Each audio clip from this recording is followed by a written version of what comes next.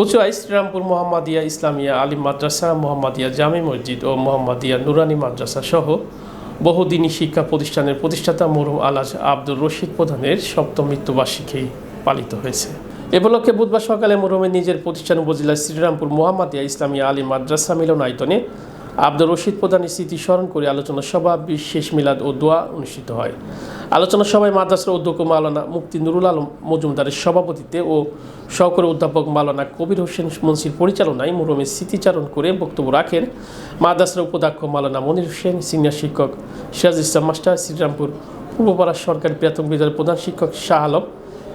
ইবতেদিয়া শিক্ষক কারি Mostafa Anwari, word BNP সাধারণ সম্পাদক জাহাঙ্গীর আলম, সাংবাদিক আব্বাস উদ্দিন মানিক সহ আরও অনেকে।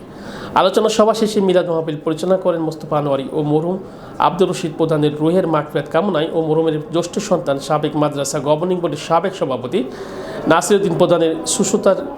বিশেষ দোয়া মোনাজাত পরিচালনা করে মাদ্রাসার উপাধ্যক্ষ মাওলানা মনির হোসেন।